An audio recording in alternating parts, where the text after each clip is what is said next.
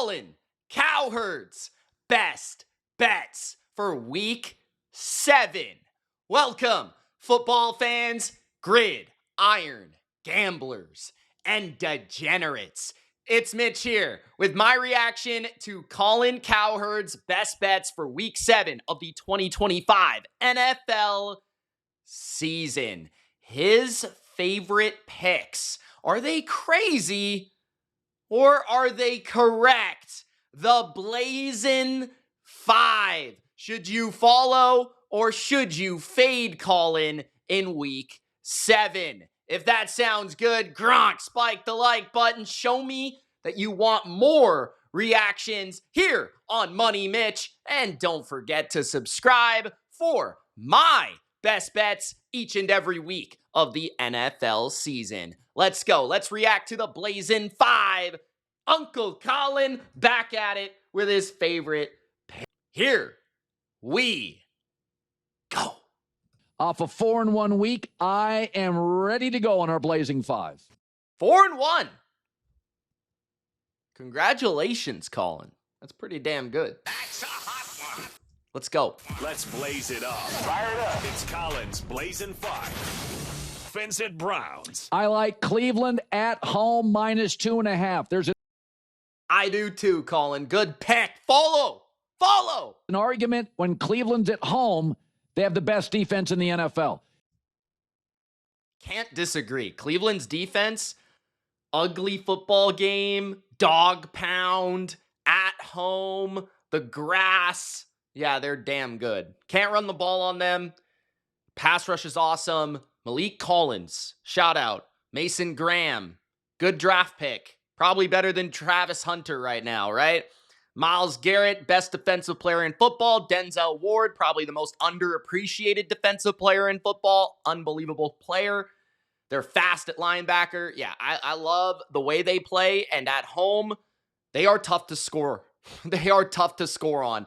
Houston, Denver, also excellent defenses. I think Houston is the best defense in football on average. But Cleveland at home, there's something about it. I do agree.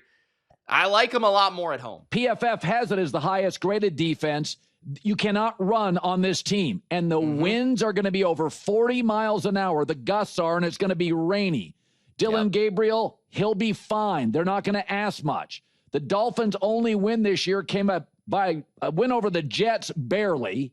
They have been outgained in 5 or 6 games. They have culture issues, the quarterback calling out the coach, and they give up the second most yards per play in the league. You're talking about an elite defense at home against a Dolphins defense that is atrocious. And generally, if your defense is bad, it's worse on the road. I think it's mostly low scoring, sloppy. I trust Cleveland's defense to carry the day, maybe get a turnover and points. 24-17, Browns win and cover. Yeah, excellent breakdown there, Colin. Great job. I agree. The only thing I'll say is he's missing one key point for this bet. The run game. If the weather's bad, the wind's bad, the run game matters, right? Now, he also didn't bring up the fact, although he kind of alluded to it, Tua, Miami, pretty soft football team, warm weather football team. Cleveland built for this environment and weather. The dog pound's going to be rowdy. The run game's important. Cleveland top 3 against the run in almost every metric. Miami bottom 3 against the run. They just gave up a ton of yards to Vidal and the Chargers' backup offensive line. That is embarrassing. Rico Dowdle nearly went for 200 on Miami the week previous. So they can't stop the run in a game that will be decided by the run game. Cleveland has a major advantage. Judkins looks good.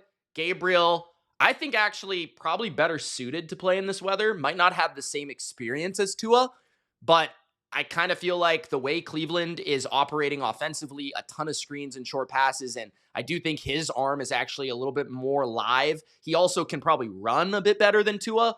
So those things, those factors, I like Cleveland here. Defensive domination, much better defense, much better pass rush, much better run defense, much better run offense.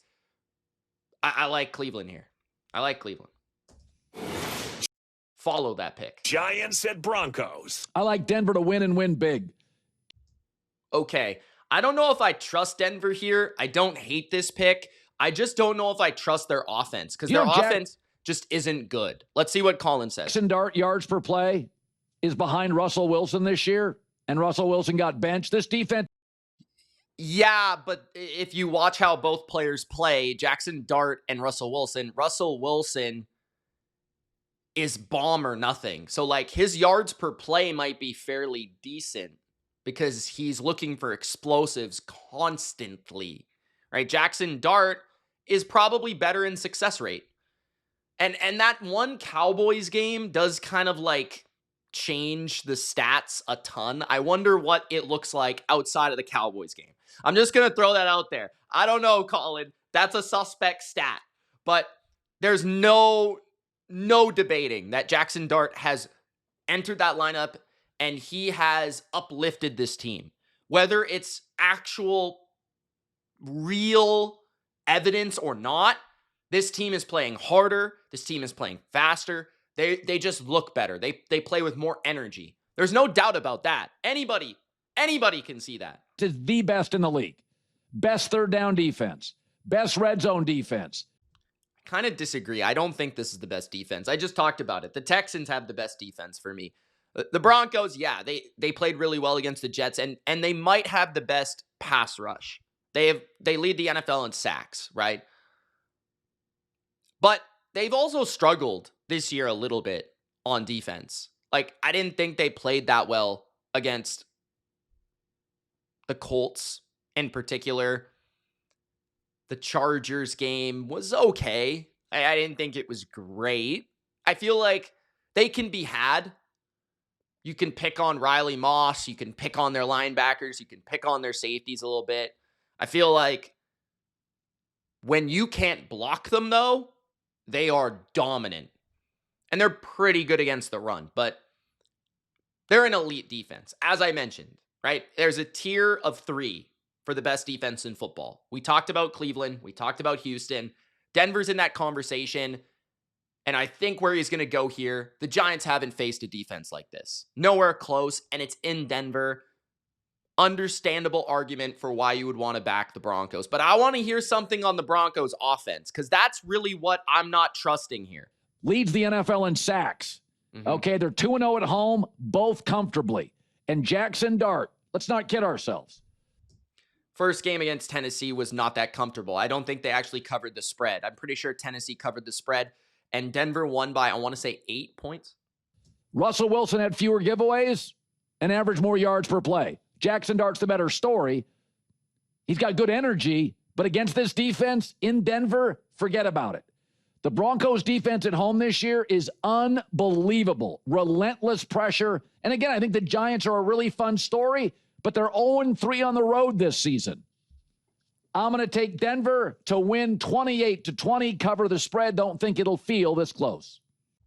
28-20, that's 20 points being scored by... Your whole argument is based on Denver's defense, and you're going to have the Giants score 20 points. That, to me, doesn't really make sense. I was just looking up who they played at home. So they played the Tennessee Titans, the worst offense in the NFL, and they played the Cincinnati Bengals with Jake Browning. So I don't think that's a very good sample size. The Giants are another one of those opponents where it's pretty weak offense, right? But I would actually say that Jackson Dart's Giants are a better offense, even without Malik Neighbors, than the Titans in week 1 against a rookie in week 1, or the Cincinnati Bengals with Jake Browning, who can't run the ball, can't block, right? The quarterback's an idiot. Like, maybe the Joe Flacco Bengals, I'd maybe give you a little credit, but yeah, 28-20, that's a little bit high scoring. Denver's offense isn't very good. You know, they're one of the worst early down offenses in football. They have to run the ball in this game. I think they can have success running the ball, but I don't see this being a high scoring game. And with 7 points being laid here, I think, you know, Denver has to win like 20-13. That could happen. I don't think this is a terrible pick by any means. I just kind of feel like Giants, great pass rush, Broncos, great pass rush. I think this is going to be a battle of defenses. I don't think the Broncos offense is very good. I don't think Bo Nix is very good. I lean Denver, but this wouldn't be one of my top picks personally. Let me know in the comments what you guys think of Broncos -7 this week. Maybe tease them. Commanders and Cowboys. Take the over 54.5. I don't care if Terry McLaurin plays. Opposing quarterbacks against the Cowboys and Commanders are completing 68% of their throws and a passer rating almost 110. Both quarterbacks are going to eat. The Commanders have scored 24 points plus in 4 straight games. But their run defense has gotten worse with injuries. Yep. And their secondary is a mess. CeeDee Lamb's back for the Cowboys. But the problem is they allow the most big plays in the NFL. With or without Terry McLaurin, I think you're going to get wild scoring. The Cowboys' defense this season is last in virtually everything. Yeah. And now Washington's has progressively gotten worse over the last 3 weeks. Yeah. I don't need Terry McLaurin. That's not the issue. Remember, when Washington scored points against Chicago and turned it over 3 times, yeah, they didn't play a clean game and they scored points. I'm taking the over. Commanders win. That's not my play. 30-27. Take the over 54.5 points. I agree. This one is very high. 54.5 is a lot of NFL points. But he's totally right? Dallas also won't have Diggs in the secondary. Their cornerback group is very, very weak, and it's very, very shallow. They already have Elam starting, who is not an NFL caliber player at the cornerback position. Their run defense was terrible against Carolina. Washington has an excellent run game. I know there's no Terry McLaurin, as he mentioned, but Washington offensively with balance, very difficult to stop. Cliff is a top play caller. Jaden probably won't make those mistakes 2 weeks in a row. Dallas, they've actually had 4 of their 6 games go over this number, believe it or not. Dallas is 32nd in EPA, 32nd in success rate, 32nd in pass defense. They're awful. Washington, one of the key ingredients.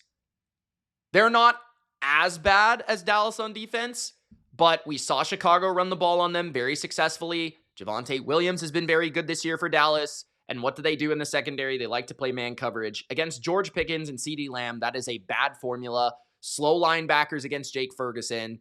Terrible matchup for Washington's defense. They actually played a game last year that went over this number. 60 points were scored in November last year between Dallas and Washington. I think at least one of these teams gets to 30, and I don't see how one of these teams doesn't get to 20. So, we're at least getting 50 points in this game is what I'm saying. We're at least getting 50 points. At least. This could very well be a 65-point game. This could go over by 10 points. This could be a 63-point, 64-point game. There's going to be a lot of points in this game. 34-30, 31-27, that type of game. It's going to be very high scoring. 40-40, we already seen in Dallas this year. And it's in perfect environment, dome. I agree. I know it's a crazy number, but these defenses are absolutely horrible. Dallas might have the best offense in the league, and they might have the best or the worst defense in the league, which leads to a ton of points. Packers and Cardinals. Interesting. I think Green Bay wins. I'm taking the 7. It's moved up to 7. Arizona. Interesting. It doesn't matter if Jacoby Brissett or Kyler Murray play. Kyler Murray, foot injury, may play. Last week, Jacoby Brissett had 9 big plays against the Colts. Mm-hmm. Okay. Now, part of my problem with this game is that the Colts were extremely beat up in the secondary last week. So they didn't have their nickel corner. They didn't have Tarvarius Ward. There were injuries in the pregame warm-up for the Colts, which caused them to have to scramble around and find a defense. That's hard to account for, what happened last week. And now there's at least some film on the Cardinals offense with Jacoby Brissett because he previously has not played, right? So that's tough for me to account for. But Arizona's at home. They played pretty well at home this year. The Packers do have a couple key injuries. Devontae Wyatt, Lucas Van Ness, Christian Watson isn't coming back yet for this game. Their offensive line's a bit beat up, but it does appear that Zach Tom will be out there. And the Cardinals defense, I think, can hold their own in this matchup. I don't think they're going to get just absolutely decimated by Jordan Love and company. And the Packers haven't been winning by margin very often this year. Like, they have been leading by double digits in every game they've played, but they allowed Dallas to come back. Cincinnati kind of floated in that back door. So I could see the Cardinals covering this. It's just a matter of, like, can you block the Packers? Can Jacoby have that same success off play action he had last week? Maybe. I mean, this is a susceptible Packers secondary. And then can the Cardinals stop the run? Mostly being the key of the Packers offense. I think they can. I think the Cardinals will hang around here at home. I agree with this pick. I just kind of feel like it's hard to know what the Cardinals are going to be in the spot. It's really difficult because of the Kyler Jacoby thing and because of what happened to the Colts last week. This is just a really weird pick, in my opinion. And Green Bay has yet to win a road game. They're very young. Yeah, they're not good on the road this year. They lost to Cleveland, and they tied Dallas. They're a little banged up on offense. Listen, Arizona, all 6 of their games this year, most in the NFL have been one-score games. They've led in the fourth quarter of 5 of their 6 games. True. And they're always feisty at home. And Green Bay is not taking the ball away this year. The Arizona offense, Green Bay is going to have to prepare for Kyler Murray and Jacoby Brissett. I think that's a disadvantage. I'm going to take Green Bay to win close. 7 points is too many. 28-24. Feisty Arizona with either quarterback I could see that. at home keeps it close. I think that's a good pick. It's a good pick. It's just tough. It's a tough handicap, in my opinion, because of the Cardinals. Because of the quarterback situation and what happened last week. But I would agree with this pick, if anything. Buccaneers and Lions. One of my favorite bets of the weekend. I like the Lions to win and cover. 4.5. I've seen 5.5. So this number feels a little off, but that's just me. First of all, the Lions are not only 9-2 at home the last couple of years. They average 37 points a game at home. They're a different offense. They are. Very good. Jared Goff leads the NFL in completion percentage. That Chiefs game, Kansas City's the best team in the league, probably by a touchdown. Wow. They're 3-3, by the way. When this team gets home, they are lethal. And their defense is taking the ball away this year, top 5 in the league. And Baker Mayfield has a lot of, as J-Max told you the last couple of weeks, turnover-worthy plays. So the Bucs have trailed in the fourth quarter in 5 of their 6 games. 24th in scoring defense. They're missing a couple of corners. They're not. So a team that is really stacked on offense comes home after an ugly loss. They face a Tampa team that is winning close but trailing in all their games. Finally, their separation. I don't think it's a great Sunday for Baker and the Bucs. Lions win it. Lions cover 28-21. I disagree with this. I actually like the Bucs. The biggest reason here is I think fundamentally he's wrong about the injuries. So the Lions are extremely injured in the secondary, which is why the Chiefs look like the best team in the NFL by a touchdown. Because they played a Lions team without DJ Reed, their number 1 corner, Terrion Arnold, their number 2 corner. Kirby Joseph got hurt in the middle of the game. Taylor Decker, their left tackle, didn't play. So those are big injuries. Now, Taylor Decker is expected to play, but I almost middle fingered the camera.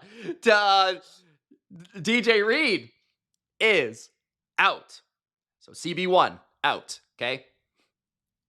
Terrion Arnold, pretty sure he's going to be out. And I'm going to double check this in the middle of the video, but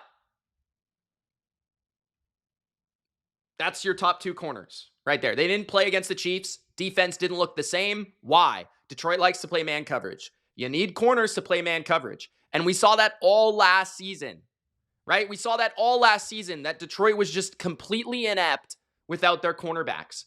And it's kind of similar, right? Kind of similar this year.